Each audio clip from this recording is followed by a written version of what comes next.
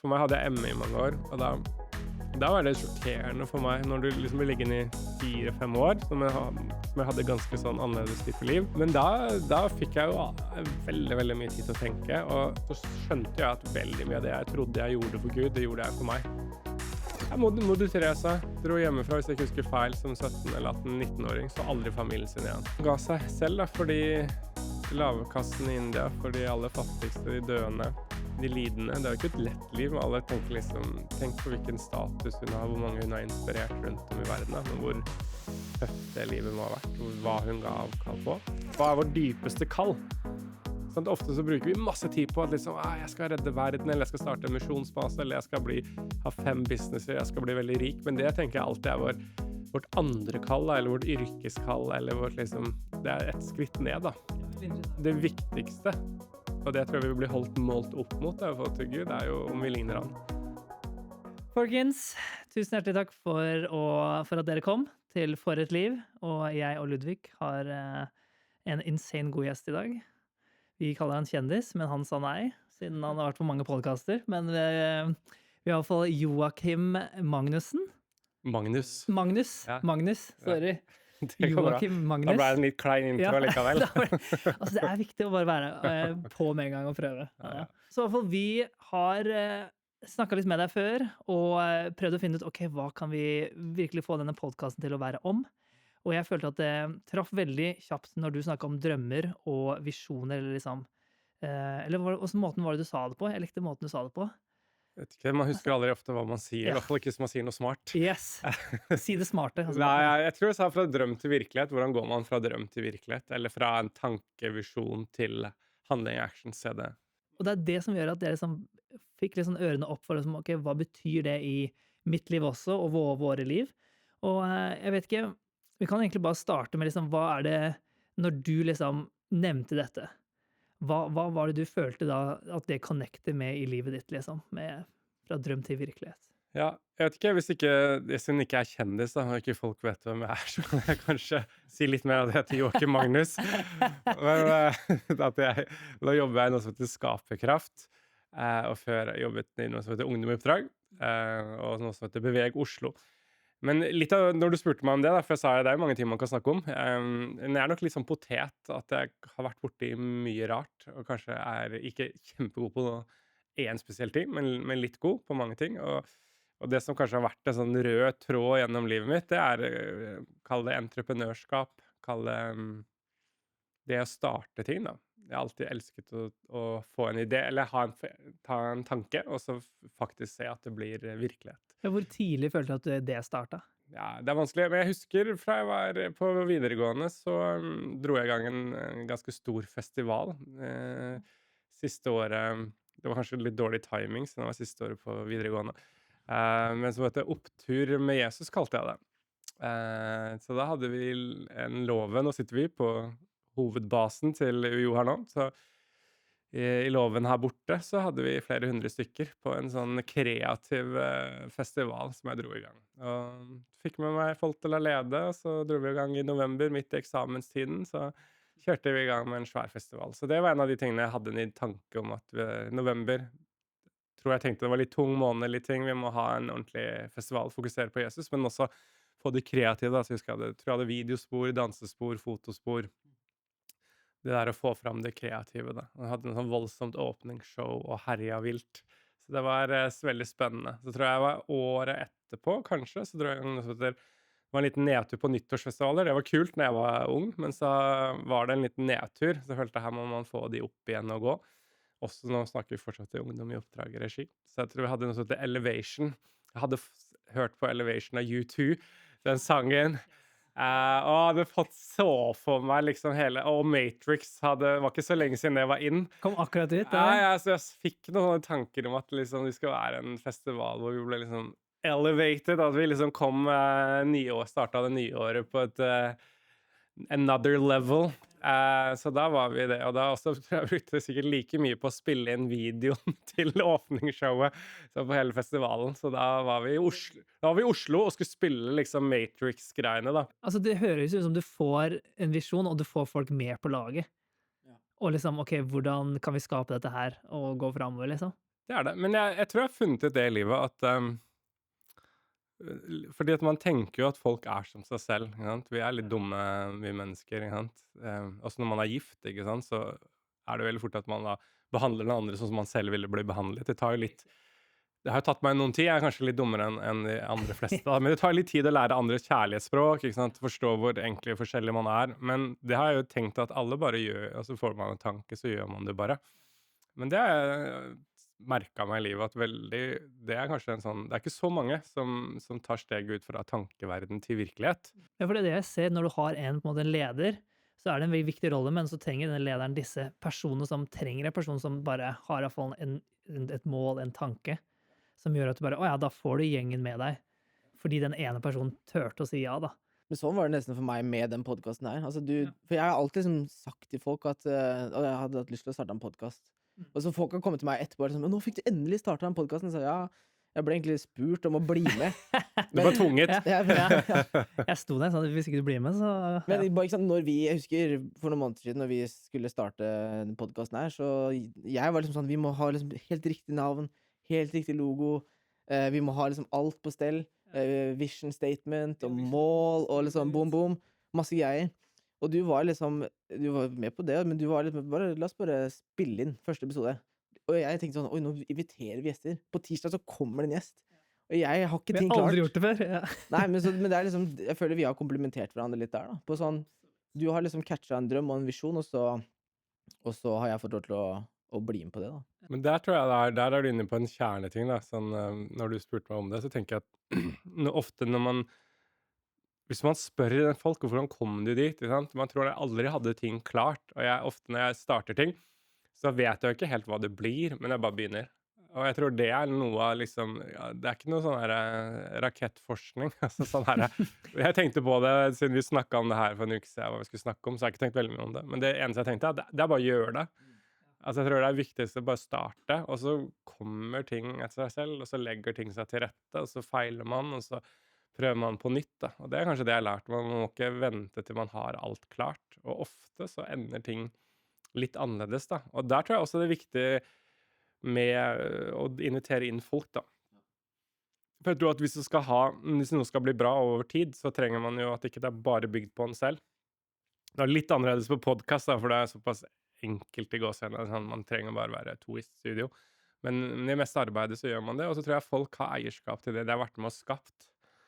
Så det er også noe jeg har lært meg, sånn, så hvis det skal bæres av mer enn meg, så må jeg også gi litt sånn avkall på hvordan ting skal ende opp og se ut. Sånn at jeg kan gjerne starte, få det i gang og få med folk, men så må jeg være åpen for å liksom gå litt på kompromiss da, og at folk får være med å bestemme. Og som regel så blir det jo bedre da.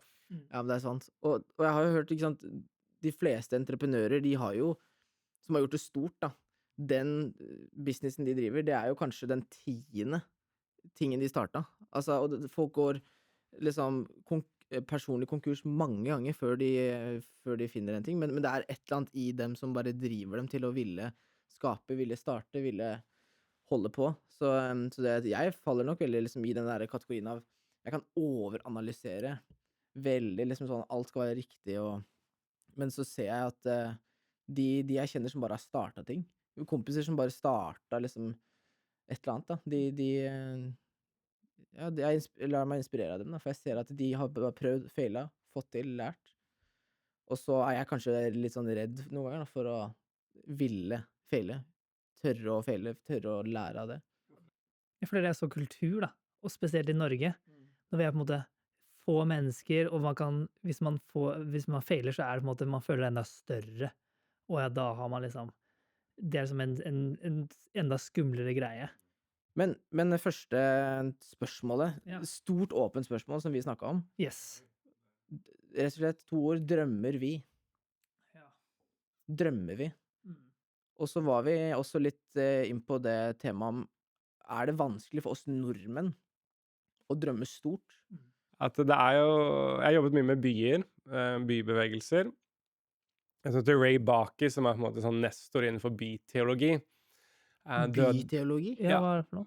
Ja, altså, ha en teologi om sted, da, om byer, altså det og det står veldig, veldig, veldig mye om byer i Bibelen, altså hvis du leser igjennom, altså by har en enorm sentral plass da, hva tenker Gud om byer? Jo, så jeg tror han mener at alle byer som en liksom personlighet da, og har et eller annet slags kall. Så han sa at hvis du studerer byer, så har det ofte liksom samme ting som skjer. Liksom San Francisco, en venn av meg som var en mentor, som har vært mentor av Ray Baker, da, og gjort veldig mye undersøkelser i San Francisco, han sier det liksom alltid vært innovativt. Liksom i århundrer, siden den ble grunnlagt. Det har alltid vært mye forskjellige folk fra forskjellige verden der. Det har alltid vært ekstremt dyrt. Altså, ja, men det noen, og de utfordrer oss da, disse her, og Ray, liksom, når jeg jobbet og ledet Beveg Oslo, altså, hva Oslos sjel, liksom, hva Oslos kall, hva har alltid vært sant, da. Og der tror jeg også, hvis du kan dra det opp på nasjonalstatnivå, da, så tror jeg på en måte, nasjoner, om du kaller det en gudgitt kall, eller om det på en måte kommer ut av kulturen, jeg vet ikke helt, jeg har liksom ikke behov av å destillere og lage en teologi ut av, da, men jeg tror det noen gjenkjennbare trekk, da. Og der tror jeg USA har jo, det et stort land, jeg tror det gjør noe med det, mange mennesker, de har vært rike lenge, de kom jo dit, flyktet fra Europa, fordi de ble forfulgt for sin religiøse tro, mange, ikke sant? Så det startet med en litt sånn tanke om at jeg vil bygge mitt, the American dream, her skal jeg få et rom og tid til å endelig få se mine drømmer, ikke sant? Så jeg tror det, mens i Norge vi jo et kaldt, karrig land med trange fjorder, og små gårder, altså noen storgårder her på Hedmarken da, men jeg tror liksom miljø, tradisjon, kultur, og også tror jeg det noe gudgitt inni der da, som den del av det liksom geografiske har gjort noe med hvert land, og så det noe styrke i Norge at jeg tror vi snakker kanskje ikke så høyt om ting, drømmer, men når vi først gjør noe, så vi ganske flinke, det typisk norsk å være god, det ikke det Gro Harlem Brundtland sa, så det noe litt sånn dyptpløyende, litt sånne ting, og så tror jeg vi har en slagside da, nå igjen snakker vi jo om flere millioner mennesker, det jo ekstrem variasjon da, men den janteloven som har på en måte kommet inn i vår ting, at du skal ikke være noe bedre enn naboen din, eller noe større, skal ikke vise deg frem, så jeg tror det en hemning som vi definitivt må kvitte oss med, men så tror jeg også at den nye oppvokst, nå ser jeg nye, nå føler seg veldig gammel da, men de som I hvert fall rundt 20 og mindre har ikke så mye av den lenger. Jeg føler de liksom take the world, jeg vil forandre verden, så det du snakker om, så tenker jeg det yngre blitt mer amerikanisert da, kanskje gjennom Netflix, YouTube. Altså det globalisering, det make jo sense når du ser filmer, og bare I de siste 10 årene, så ser vi bare insane mye mer fra hele verden. Ja, og så tror jeg liksom, man ser jo rater og grafer på økt altså depresjon og angst, sant? Forrige episode som vi spilte så snakket vi om litt sånn optimaliseringskultur, sant? Og det går jo litt hånd I hånd med drømmer da, at man ønsker å optimalisere, ønsker å liksom, når du ser at, og det så mange I 20-åra som blir millionærer på Instagram og den utilstrekkeligheten. Ja, og så, alle jo millionærer. Og på en måte, jeg husker jeg snakket også med kona mi om det her med at når folk sier, det så mye jeg kan velge mellom å studere, det så mye jeg kan, altså det nesten sånn der, det blir en utfordring for folk. Ok, for 100 år siden så tok du kanskje over en gård, eller så, du hadde kanskje 5 ting du kunne velge mellom da, og her kan du... Kanskje 3. Kanskje 3 ting. Kanskje bare 1. Ja, var det den eller den, ja. Var du liksom førstefødte sønn på en gård, så visste du hva du skulle gjøre, og du visste hva du skulle drømme for det livet. Og nå har man jo hele verden foran seg. Og det litt sånn som du inne på, ok, men hva gjør man med det? Tar man det? Det en god ting? Det en gøy, spennende ting? Eller det egentlig en ting som blir en stressfaktor for folk, da? Å føle at du vet at alle muligheter, egentlig I hvert fall I Norge, tilgjengelig for deg. Men, så man føler på en måte, hvis man ikke når helt topp, så har du på en måte gått glipp av et potensial, da.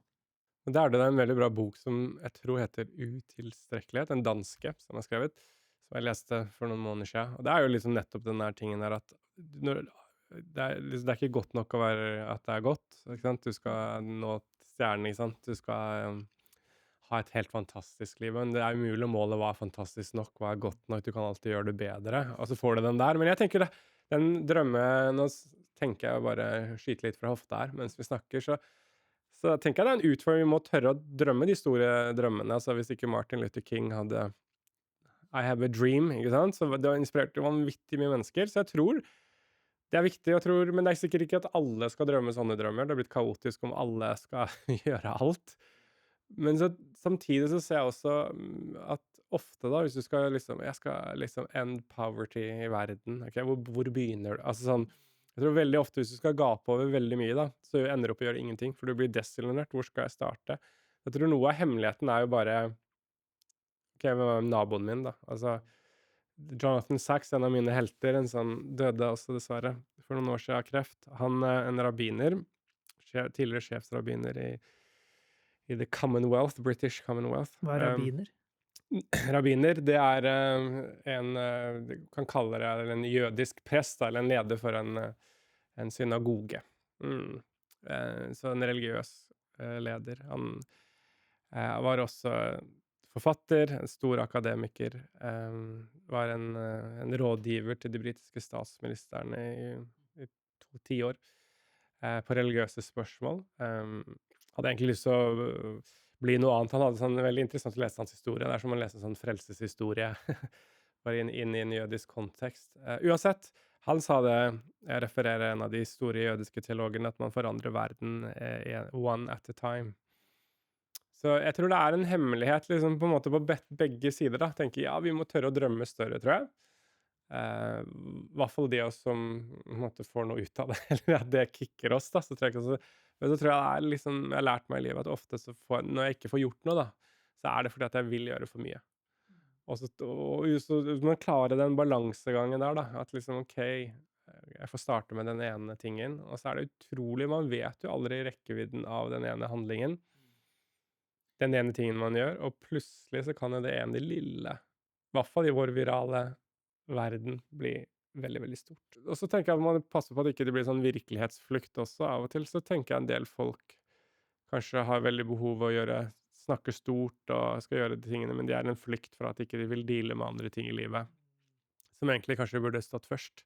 Så her er det jo mange Altså rydde rommet først, på en måte? Rydde rommet, stå opp først. Ja, men jeg tror det er noe med det, i hvert fall i den generasjonen yngre i dag som har vokst opp med YouTube og TikTok og Instagram og ser liksom forbilder her og der overalt og skal gjøre ting, men så er man ikke villig liksom til å ta de første skrittene. Der tror jeg Bibelen er fint da. Hvis du har tro i smått, så kan du bli satt over stort. Og så tror jeg de som har jumpstartet den og startet veldig stort, de faller ofte gjennom. Ja, altså det blir jo som jeg så liksom, før vi startet podcasten her for noen dager, så ser jeg liksom igjennom, ok, hva er det folk går igjennom med drømmer? Det er det samme, en fyr som lagde en business og solgte det for 100 millioner, og så sitter han bare der og bare, åja, hva skjer nå liksom? Og det er der jeg tror jeg virkelig ser at det liksom drømmene, men som vi har snakket om også, det er en måte ofte reisen, så på en måte er den der egentlig drømmeveien, fordi det er på en måte der det liksom skjer spennende ting og sånne ting da. Jeg føler det, og da ofte når du er ferdig, og liksom, du har bare gjort og fått pengene dine, og så sitter du bare... Og så tror jeg man må være litt kritisk også, i hvert fall hvis man er som kristne, hva egentlig drømmene handler om at jeg skal bli noe stort. Altså egentlig er alt bare sånn egosentrisk, folk skal hylle meg, eller er det for andre mennesker? Og der tror jeg vi ofte kan jo i hvert fall kanskje i en religiøs setting, i en kristen setting, kanskje være mindre ærlig enn andre kunne vært, da, for da kan man liksom dulle det inn i veldig sånn kristelig språk, og så lett, altså. gjøre det, men så egentlig så handler det bare om at jeg vil opp på skinnene, jeg vil vise meg fram. Og det tror jeg også er en sånn der, det er ikke alle drømmer jeg tror det er bra som skal oppfylles, og så tenker jeg på det, hvis du leser gjennom hvem er som virkelig i ettertid da, ikke bare har fått en liten bløss, gjort et eller annet kult stunt, og så vært en blaff i vinden, men hvem er som har satt spor etter seg? Det har jo stort sett hatt, det er ikke et liv du ville gjerne ha levd. Ja, og hvordan personen tenker du på da, for eksempel? Moder Teresa dro hjemmefra, hvis jeg ikke husker feil, som 17 eller 18-19-åring, så aldri familien sin igjen. Fra Albania til India. Hun ga avkall på et ekstremt krevende liv, vil jeg tenke meg. Hun reiste jo noe rundt etter hvert, fikk fredsprisen, men hun ga seg selv da, fordi lavkassen i India, for de aller fattigste, de døende, de lidende. Det er jo ikke et lett liv, men alle tenker liksom, tenk på hvilken status hun har, hvor mange hun har inspirert rundt om i verden, da, men hvor tøft det livet må ha vært, og hva hun ga avkall på. Tenk på Nelson Mandela. Største delen av livet satt han i fengsel. Flere 10 år. Og så hadde han en liten joyride på slutten her som president, og fikk lov til å oppleve noen drømmene sine da. Men det var jo ikke et lett liv. Og hvis jeg leser en del biografier og sånn, og ofte de folkene som virkelig har spor, de har jo hatt utrolig tunge, kjipe liv. Eller store deler da, av livet har vært en kamp, men nettopp fordi det har vært en kamp, ikke sant, så står du igjen, ikke sant, når Nelson Mandela sier at du må tilgi dine fiender, altså må tilgi de som har undertrykt deg. Og han selv har gjort det, vært sittet i et lite fengsel i Sør-Afrika der i flere tiår, så har du liksom en autoritet, eller en Moder Teresa sier, du må bry deg om de fattige. Det er noe annet, eller om en ung, halvrik nordmann sier, ikke sant? Lager en liten fancy kampanje, og det har jo ikke kostet noen ting, egentlig, ikke sant? Det er bare fame. Så det er noe med at jeg tror hvis du skal virkelig ha autoritet, da, så må du ha levd liv, og det var jo det Jesus måtte vise oss, og som fariseerne og de andre oppdaget, da, i hvert fall folket sa at han var annerledes, han hadde autoritet. Og det tenker jeg er noe som var viktig inn i det her med drømmetingene. Er man villig til å gå den veien, da? Gjør det vanskelig, mener du? Eller jeg trenger ikke å gjøre, altså livet er vanskelig nok sånn det ofte er da, Ja. men det er jo en bakside av medaljen, som David da, som er største heltekongen i Gamle Testamentet, han hadde jo en vanvittig lang detour, hvor han levde som i huler og ble forfulgt, og alle var etter livet hans, og de han fikk å jobbe med var jo på en måte lavkasten i den tiden, de som var gjeldsslaver, ingen ville ha. Så du følte ikke du fikk liksom gullteamet ditt rundt deg, men en gjeng liksom av arbeidsløse, gjeldstyngede mennesker som sleit i livet. Så gjorde han de til gull, liksom, og til heltene. Så jeg tenker at ofte så tror vi det er en sånn joyride, og i dag vi skal bli bært fram, liksom, og alt. Men hvis du ser historisk, da, så Jeremia, kanskje den største profeten i Gamle Testamentet, han hadde jo bare et tragisk liv, hele livet hans. Helt til han døde, egentlig. Han så jo aldri noe særlig ting. Så finnes det noen, Paulus også, ikke sant? Og alle disiplene døde jo for sin tro, i hvert fall ifølge historiene, utenom Johannes. Så de hadde jo spennende liv, for et liv, men det var jo mange tunge stunder. Så jeg tror ofte er man villig til å betale prisen for å se det man gjør. Da må man også være villig til å gå en del sånn dødsskyggens dal og oppleve motgang. Og det er det jeg tror, hvis man skal si noe da, hvis det er noen som lytter. Igjen da, hva vil man skal stå på gravsteinen, ikke sant? Hva er det du ville bli husket for da? Og da tenker jeg det å ha et liv med integritet, da, det å bare stå i ting over tid, tror jeg er en enorm effekt da. Ja, det gjør at jeg tenker så mye, liksom, hvordan kan vi hjelpe mennesker til å liksom ta dette steget inn til som noe som kanskje kan være tungt, da, som du sier her.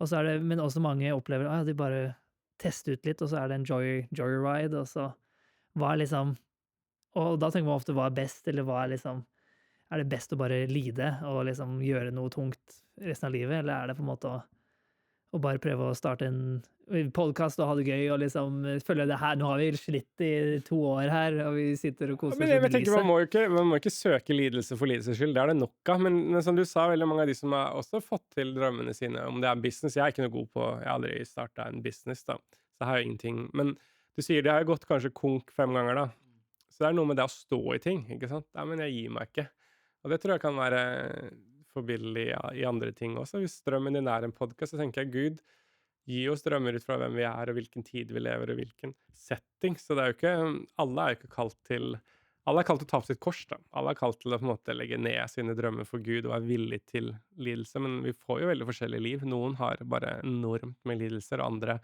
har få. Så jeg tenker man trenger ikke oppsøke det, men jeg tror noe av den tingen er å stå i ting da, og også når det blir tungt. Og jeg tror for de aller fleste, når man skal starte noe nytt da, så går det ikke på skinner alltid. Ja, for det er kult, for det var et av spørsmålene våre, var det ikke det? Med liksom, hva betyr det når vi følger Guds vilje, eller om det er vår vilje, eller drøm? Ja, jeg skrev, hvordan kan vi skille mellom våre egne ambisjoner og Guds drømmer for oss? Og hvordan kan vi vite om en stor drøm er i samsvar med Guds vilje? Så det er 2 grøfter å gå i her da, tenker jeg. Det ene er jeg bare kjører på i mitt liv, alt jeg synes er gøy, og så ber jeg Gud velsigne meg. Da er man ikke en disippel, på en måte, av Jesus. Det handler om å bli etterfølger, så vi skal følge etter Jesus, ikke få Jesus til å følge etter oss. Det andre er å bli så redd for at liksom, nei, ingenting jeg synes er gøy, eller ingenting jeg drømmer om, det kan ikke være mitt, jeg må legge det bort, for jeg må gjøre noe som jeg helst ikke vil gjøre. Fordi det å følge Jesus, det bare lidelse og vondt, ikke sant? Jeg tror ofte Gud legger nettopp drømmer i oss, at det jeg tror liksom vi skiller det åndelige og det materielle, da, det kroppslige for mye. Altså, vi ett. Kropp og materie. At jeg tror liksom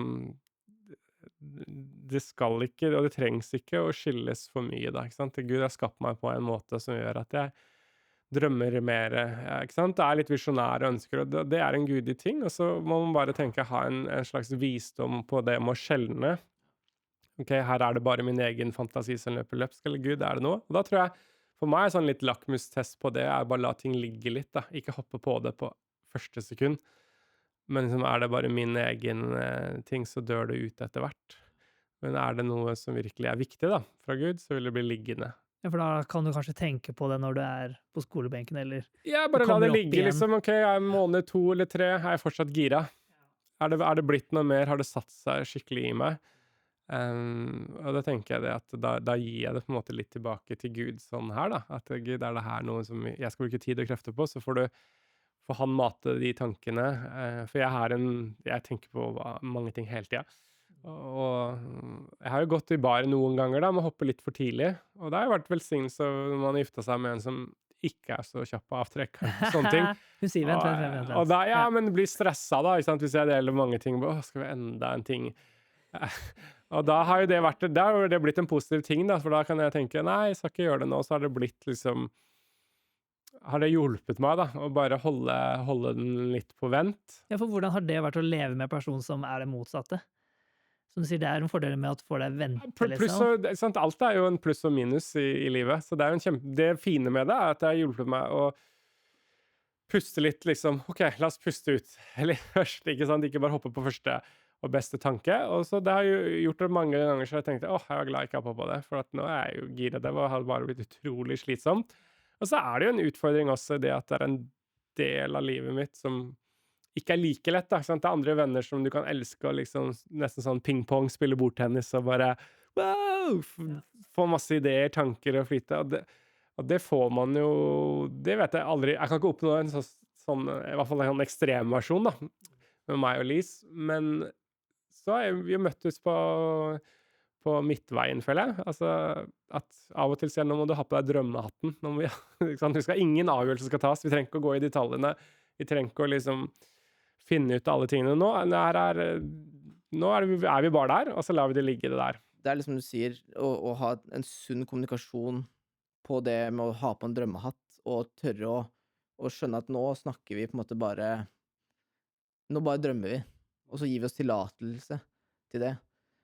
Og så når vi spiller denne podcast-episoden her, og vi skal snakke om drømmer, så jo ikke målet vårt her å prakke på, liksom, nå må folk du kan ikke bare jobbe en vanlig jobb, liksom. Du må gjøre noe crazy. Du må bli Nelson Mandela, liksom. Det jo ikke det vi snakker om her.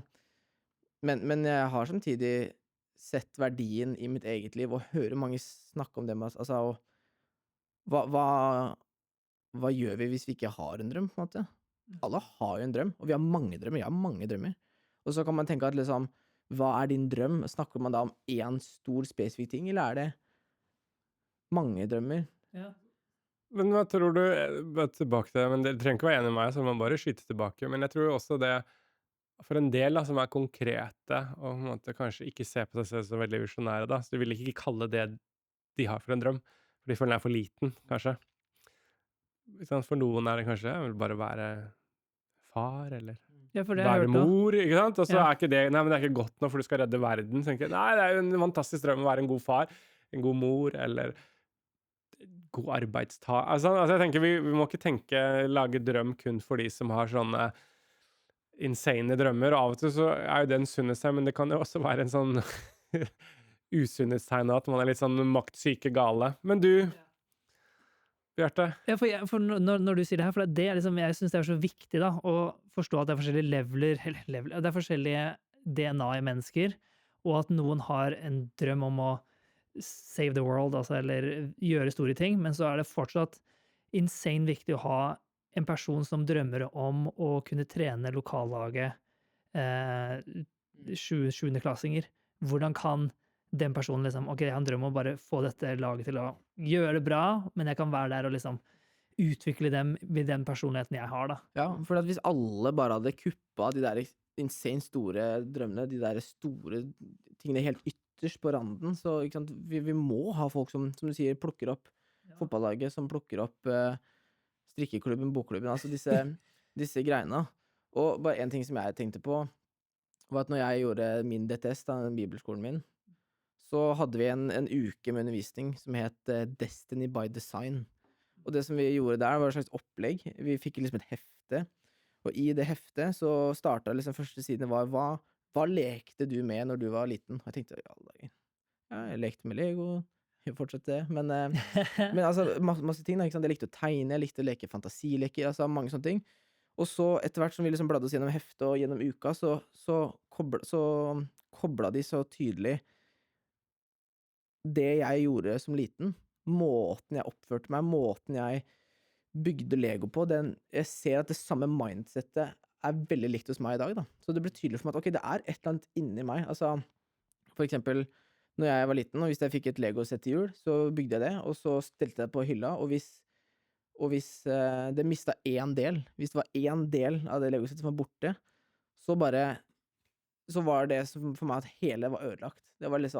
Det var inkomplett, det var ikke noe poeng å se på, det var ikke noe poeng å stille ut. Og jeg tok jo ikke og lekte med Legoen og holdt på, for da mistet det deler. Da ville det bli ødelagt. Så hvis jeg hadde besøk av folk, og de liksom tok på Legoen min, så var det sånn, du må ikke finne på å miste noe. Og så ser jeg det, bare tilbake til eksempel med podcasten da, at jeg er sånn, hvis logoen er litt feil, så er det sånn, podcasten er bare inkomplett. Skal vi bare legge ned podcasten, liksom? Ja. Litt dårlig gjest som Joakim, så ja, kan vi ikke sende den episoden. Han er ikke bra nok, liksom. Ja, det er ikke bra nok. Så vi hopper over denne uka her. Ja, sorry. Det går, ja, da vet jeg for deg hvis det ikke kommer noen. Ludvig, da fikser du det der. Det er sånn du er designet, så vi kan ikke gjøre noe med det. Ja. Men poenget, og så var det liksom kapitler i den boka hvor vi skrev, altså vi bare ble spurt om å skrive ut alle mulige drømmer, altså, og jeg var sånn, jeg kunne tenkt meg i et tenkt liv og vært pro i snowboard, og så kunne jeg kunne jobbet som Lego-designer, jeg kunne gjerne vært Formel 1-sjåfør, det er så mange ting jeg kunne gjort da, men det å liksom for det første øve seg på, faktisk, det er en øvelse. Og så ble du podcast-vert i stedet. Her ble jeg podcast-vert, ja, med 40 subscribers på YouTube.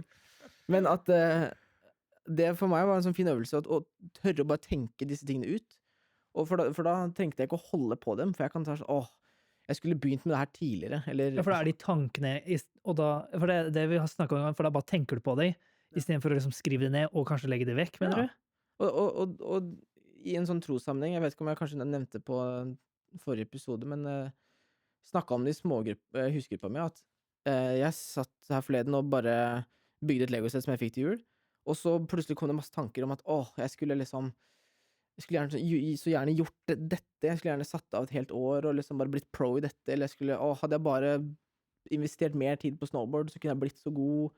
Og det er mange sånne ting da, det bare kom litt over meg at jeg har ikke nok tid til å se dette skje, eller at jeg blir god på dette og datt. Og så etterpå så bare leste jeg, åpnet Bibelen og leste i Romerne, og så leste jeg at altså, Guds gave til oss er evig liv, det er en gave vi har mottatt, og for meg så ble det en sånn frihet å kjenne på at, vet du hva, jeg trenger ikke å bli pro i snowboard, det er ikke, jeg kan nyte det, jeg kan synes det er gøy å stå på snowboard, og jeg trenger ikke å bli pro i å bygge Lego, eller ha en liksom svær by i kjelleren, ikke sant, sånne ting. Og det for meg ga meg litt mer frihet, og nesten sånn enklere for meg å lokke inn på én ting da, for at, vet du, det livet her for det første er kort, og det er ting som er viktige i det livet her, og så er det ting som er uviktige i det livet her. Og så har vi et evig liv der fremme, som vi tror på. Da kan du bli pro da, i himmelen, eller i neste himmel. Der kan du bygge Lego-byen. Jeg tror ikke jeg dør, kommer til himmelen, og så er jeg, sånn tenkte jeg når jeg var liten, at i himmelen så er jeg best i alt, jeg kan fly, jeg kan ta 5 backflips på snowboard, jeg kan gjøre alt, men jeg tror nødvendigvis ikke det, og det er sikkert en helt annen teologisk samtale, men poenget er at jeg trenger ikke å pushe og stresse disse tingene nå. Jeg trenger ikke å realisere meg selv på alle de måtene der nå.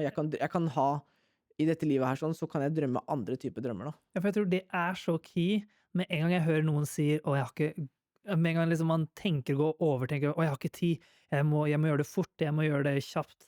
Da føler jeg med en gang det så viktig å huske å tenke med en gang du begynner å stresse over jeg har ikke tid, jeg har ikke det, da det på en måte det er i hvert fall jeg prøver å ta meg selv med en gang, da det på en måte ikke jeg kan kalle det Guds tanker, da.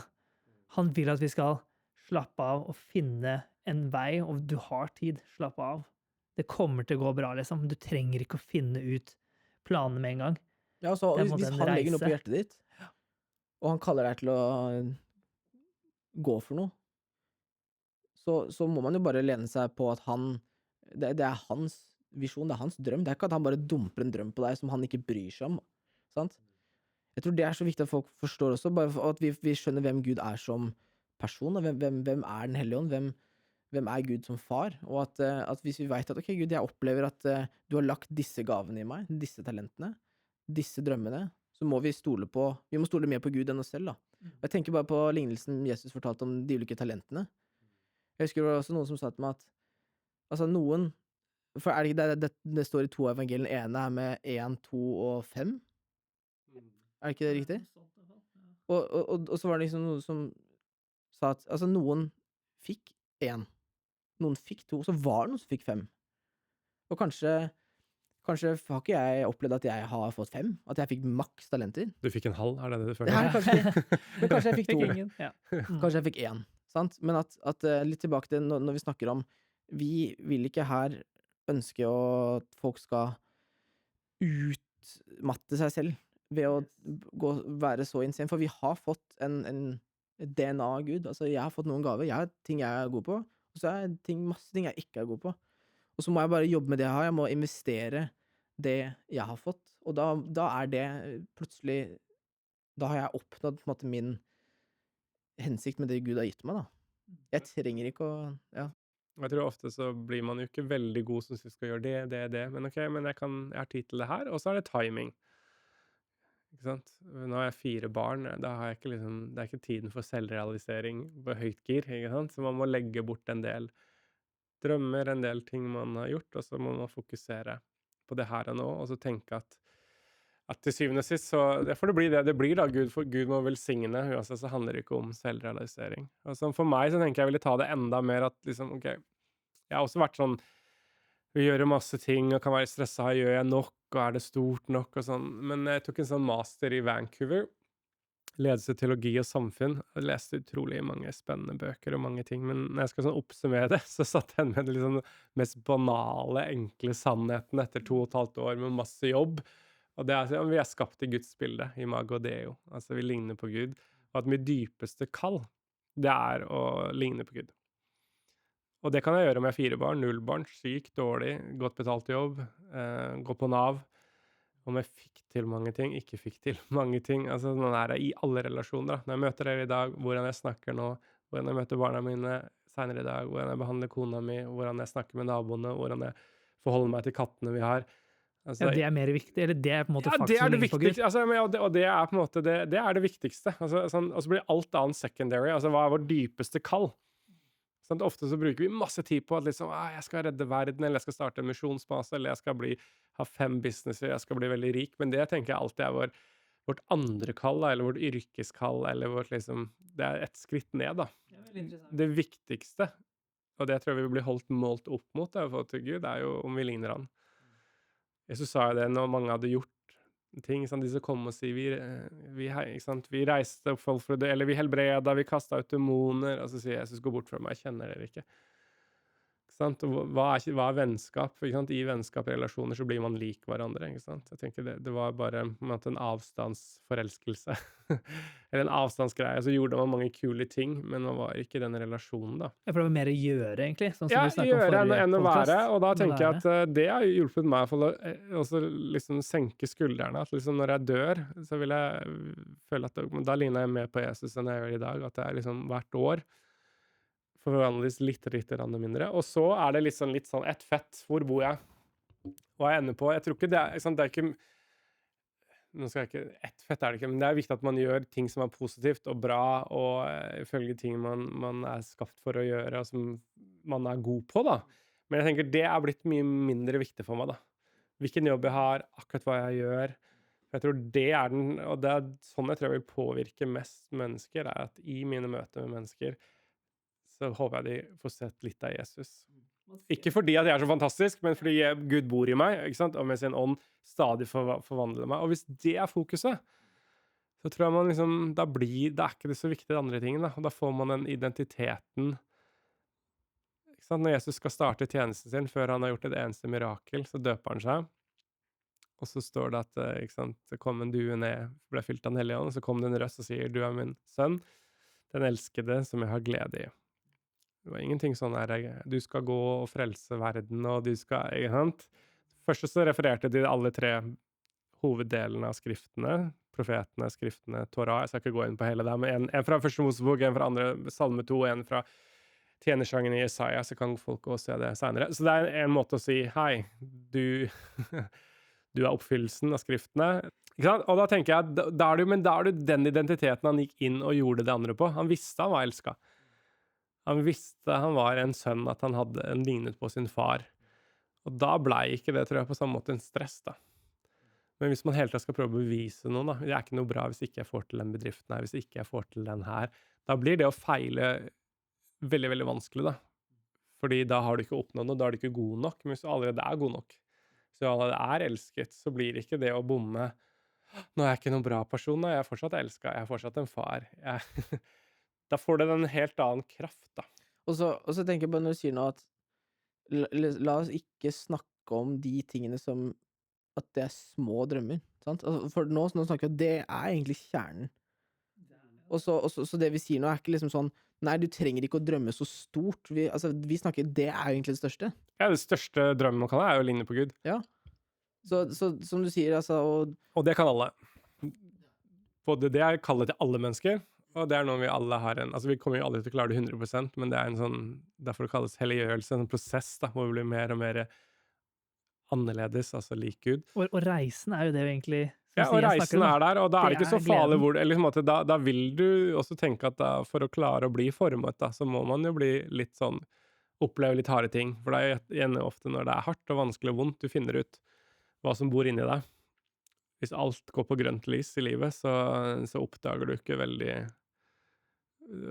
liksom de negative. For meg hadde jeg ME i mange år, og da var det sjokkerende for meg, når du liksom blir liggende i 4-5 år, som jeg hadde ganske sånn annerledes type liv.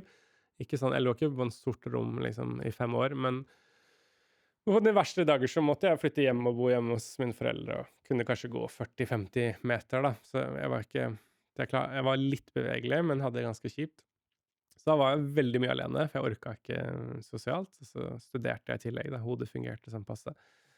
Men da fikk jeg jo veldig, veldig mye tid til å tenke, og det var sjokkerende når du liksom vannet har roet seg, hvis du har et glass her, og hvis det masse sånn shit, og så lenge du bare surrer det rundt, så ser du ikke liksom så klart da, men når du bare får tid, og det stillhet over tid, over uker, over måneder, så begynner ting å senke seg, og så kommer det opp sånn de dypeste tankene, motivene, så skjønte jeg at veldig mye av det jeg trodde jeg gjorde for Gud, det gjorde jeg for meg. Det var sjokkerende å se hvor ekstremt egoistisk og selvsentrert jeg egentlig var, og hvor fordekt veldig mye av det jeg gjorde hadde egentlig om å vise meg fram. Og så tror jeg slapp unna at jeg gikk ikke rundt og bare, forferdelig person, liksom, jeg var mer sånn glad for å kunne ta et oppgjør med det, litt forskrekket. Nei, det var mer kanskje å bare innse det da, og be om tilgivelse, og bare innse at jeg en mye større drittsekk enn det jeg trodde jeg var, at jeg mye mer selvsentrert enn det jeg trodde jeg var. For ingen ser jo det, det jo liksom inni ditt hjerte. Men da fikk jeg jo sjokk, og så tenkte jeg at, oi, tenk hvis ikke jeg hadde vært syk da, nå ville jeg kanskje aldri oppdaget det. Så for meg så ble det sånn en gave, at liksom jeg fikk se inn i litt dypere svarte delen av meg, og så jeg jo litt sånn redd for det når livet jeg ble frisk, og jeg pøs på liksom, hvor jeg nå? For jeg har ikke så mye ro, jeg har ikke så mye stillhet i livet, at jeg liksom føler at jeg kan få synke ned, og så går jeg ikke rundt og redd da, men de ga meg en sånn der aha-opplevelse, og tenker jeg, alle burde vi bør ha noen sånne stunder i livet, som kjipt, stille, vanskelig, fordi da finner man egentlig ut da, roten, litt de dypeste tingene, og jeg tror det det som bekymrer meg mest, at vi har telefonen hele tiden tilgjengelig, e-mail, ting, Netflix, vi trenger aldri vente på noen, fast food, vi får jo ikke muligheten til å lodde dypt, da. Vi det bare fyller med en gang, og med en gang det er ubehagelig, så fikser vi en ting, så stikker vi til Syden, så drar vi der, så finner vi på noe morsomt for å få bort ubehaget, da. Men å bare sitte i ubehaget og tenke, hvorfor føler jeg meg dritt nå? Liksom, hva er det egentlig som skjer inni hjertet mitt? Hvorfor ble jeg provosert av det her? Hvorfor har jeg en dårlig uke? Hva er det som går, da? Og så prøve å lodde dypere. Og jeg tror at hvis vi ikke gjør det, da, jevnlig, så vil også veksten og modenheten ikke helt matche det vi ønsker, kanskje. Men sant, altså hva gjør vi når Guds drømmer virker for store eller umulige, og hvordan, det her er kanskje det mest jeg tenker på da, hvordan navigerer vi frykt, tvil og praktiske utfordringer når vi følger store drømmer? For at man kan jo, liksom, noen vil jo si at, ja, hvis det er grønt lys, eller hvis du bare går, og så alt bare åpner seg, alt stemmer, så kan man tenke at det er Gud, hvis alt går på skinner noen ganger. Altså hvis Gud liksom blesser det, hvis Gud blåser på det, altså hvis Gud har sin hånd over det. Det er mange sånne kristne begreper da, som jeg hører.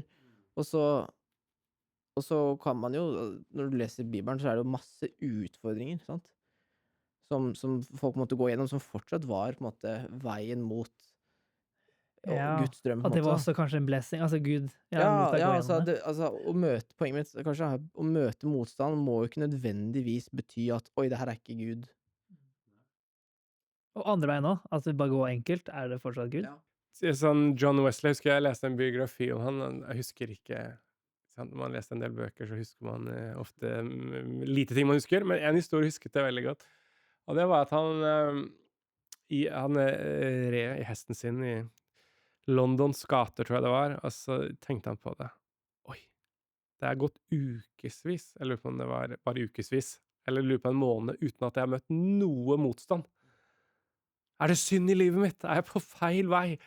Så han gikk av hesten, knelte ned Gud, bare liksom, Gud, er det noe feil med meg? Og så var det en som gjenkjente han, sa, er ikke den der preacher-boyen, liksom, og tok opp en brostein, pælma mot John Wesley, bomma, snittet hodet, og så sa han, åh, takk Gud, nå vet jeg på riktig vei, satt seg på hesten og red videre.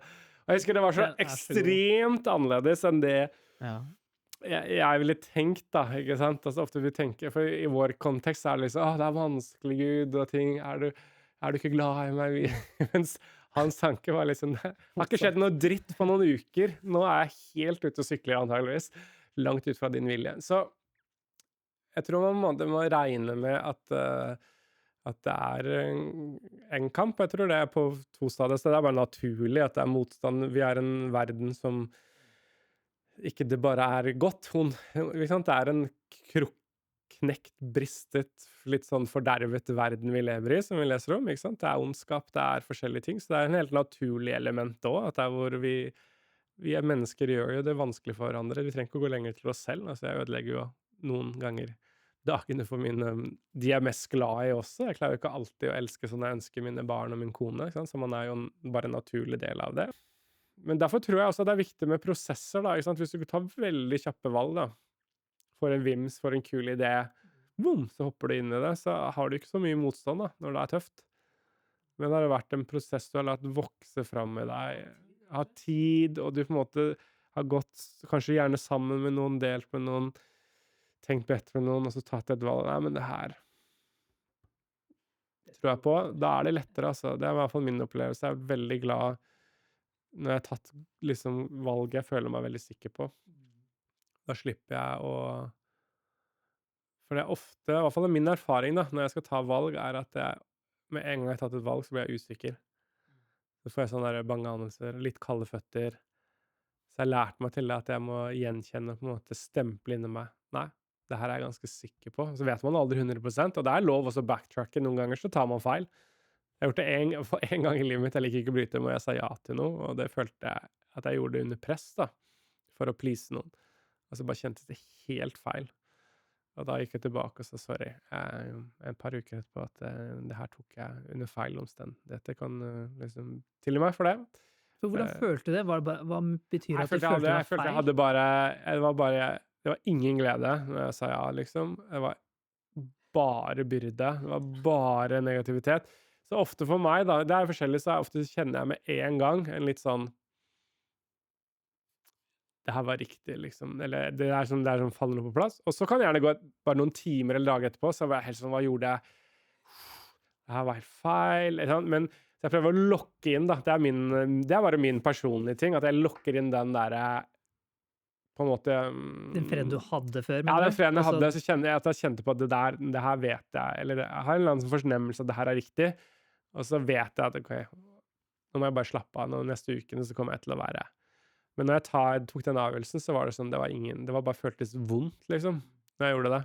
Det var jeg merket at det her var ikke min avgjørelse, at det var noe jeg ville, eller jeg kjente at jeg skulle, det var noe jeg gjorde for noen andre. Og så ble det bare en sånn kjempebyrde som bare vokste, og så når jeg da sa nei til, altså, beklager og tok opp, så var det sånn, Og så bare, jeg satt og tenkte på helt siden du nevnte han John Wesley som knelte av hesten sin, sant? Så var det, fordi jeg var på et møte hvor vi snakket om håp, og der var det ei som kom opp etterpå, og som delte at hun opplevde å se litt i seg selv at hun ble ikke noe skuffa fordi at hun ikke turte å håpe på noe. Altså, hun tok valg som ikke satte henne i en situasjon hvor man må håpe på noe. Du må tro på noe, du må drømme et eller annet. Og det også tenkte jeg, det satt litt med meg sånn, ja. Er jeg der at jeg tør å sette meg selv i situasjoner, tør å satse på noe, tør å gjøre noe hvor det krever håp, hvor det krever en drøm, da. Ja, og du kan bli skuffet, det er skummelt, liksom. Det er slagsiden. Yes. For det er det vi snakker om, det er sånn, vi tror det er veldig lett i norsk kultur, kanskje, eller i hvert fall mennesker, da. Og liksom, det er så mye mer kulere å bli som, jeg er bare stabil, jeg. Ja. Det er mye mer. Det er sånn, da er du solid, liksom. Stabil, det er sånn, det liker nordmenn, liksom. Det er bare at du ikke føler at du må oppleve mer av Den hellige ånd, eller oppleve at du ønsker å se dette her skje, men du er mer sånn, skjer det, så skjer det. Og da er det sånn der, jeg tror det er for mennesker, som du sa da, og liksom tørre å liksom, ok, jeg går i noe som jeg er usikker på, altså faith da, tro. Ja, 100%, og jeg bare husker for litt over et år siden, litt under et år siden, så skulle jeg og kona mi bli med på en sånn misjonstur, og vi begge var en del av en sånn skole hvor vi jobbet ikke, vi var en del av den skolen, og så skulle vi dra på tur, og vi hadde ikke nok penger til å dra på den turen. Og det visste vi på en måte, altså vi så at det her går ikke opp. Men vi på en måte, ikke sant, leser jo i Bibelen om at Gud skal forsørge, vi skal ikke bekymre oss, alle disse tingene. Og så var det sånt, okay, vi måtte tro, vi måtte håpe, vi måtte drømme om at, ok, Gud, du kjenner til situasjonen vår. Og så plutselig en dag så var det en som ga oss 10 000 kroner. Det vi trengte for å dra på tur. Jeg vet fortsatt ikke hvem det er. det var meg, Ludvig. Jeg synes så synd på dere. 3 år senere. Nei, men det er sant at det er... Det var ikke meg. Nei. Men det var en sånn sunn ting som vi gjorde bevisst. Altså, vi visste at, ok, nå setter vi oss i en posisjon hvor vi vet at vi må trenge penger. Altså, vi på en måte... Det har også vært en sånn god ting å vokse på, da, og faktisk se og få teste liksom at ja, Bibelen er sann. Og så er det jo så klart mange sikkert personlige erfaringer og tanker og sånne ting, men tilbake til det med å tør jeg å sette meg selv i situasjoner hvor jeg må håpe på noe, okay, og bare legge hånda på en fremmed og be om helbredelse, sant? Du står jo der og føler deg isolert, altså hvis ingenting skjer der sånn, sant? Men jeg vil ikke slutte å gjøre det. Men jeg tror det er en fin ting ofte å ha den her bildet av jeg er glad i surfing, selv om jeg ikke er noe god i det. Det er jo tryggest å stå på stranda, da blir du ikke skadet, eller da klarer du det, og det kan være deilig å stå på stranda, med å ha brett under armen, og legge seg det og sole og sånn, men du må jo uti der, og da er det en risk, ikke sant, at du tryner, du kløner det til, du blir tatt, og ikke sant? Så da tenker jeg en bra bilde, fordi du må starte kanskje med litt små bølger, sant? Går du for et stort, så kan det bli ødelagt for resten av livet, eller, ikke sant? Men sant? Du må øve deg, altså når du begynner å klare de bølgene, så kan du gå på enda større bølger, Og så det en sånn voksing, og så det jo feiling og prøving og kaving. Jeg tror det, for det det vi ønsker liksom, i bunn og slutt. Liksom. Hvordan kan vi få oppmuntre folk som skikkelig drømmere, men også oppmuntre folk som liksom drømming bare stress, liksom. Altså, vi vil liksom, ok, i deres eget DNA, da, eller folk har sin egen DNA, men vi vil liksom, ok, har du noen håp om noe? Det noe du kan liksom Hva gir deg liv, ikke sant? Men når det du føler du lever? Det jo en start ofte, hvis ikke man liker drømmetingene. Når det du føler at du ikke bare eksisterer, men lever? Nå får jeg energi. Dette nå det her gjør noe med meg. Og det jo kanskje gjerne drømmen, ja, at det å utvikle den delen av det, da. Si et annet ord smart, for da blir sånn folk, åja, det ikke drøm, men det noe jeg passion for. Og da tror jeg også vi får til, hvis vi skal tilbake til temaet, det med drøm til virkelighet, da. Hvis man har en drøm og en personlighet, så det jo mange ting som kan ta gleden fra det prosjektet, eller den drømmen, eller den tanken. Og det å klare å sånn, og det det triste ofte når man gjør ting, at man ender med at slutt så gleder man seg ikke over det, for det så mye hindringer eller ting som man irriterer seg over på veien. Og det å få liksom helt til å holde fokus, da. Hvorfor gjør jeg det? Hvorfor vi gjorde det her i begynnelsen? Altså klare å holde på gleden, da. Og glede seg over den, og ikke liksom bli helt liksom besatt av alle de tingene man må gjøre, og stresse og feile, da blir det kjipt. Liksom, Ja, for jeg skal ha det gøy.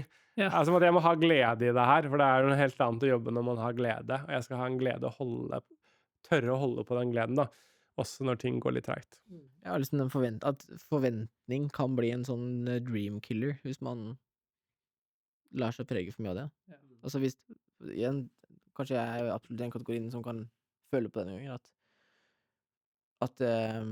podcast, jeg vil jo liksom gjøre det pro, vil gjøre det bra, vil stille gode spørsmål, vil liksom få, altså fordi jeg har jo genuint trua på det vi snakker om, jeg synes jo det såpass viktige temaer og gode ting at jeg vil jo at folk skal høre på det.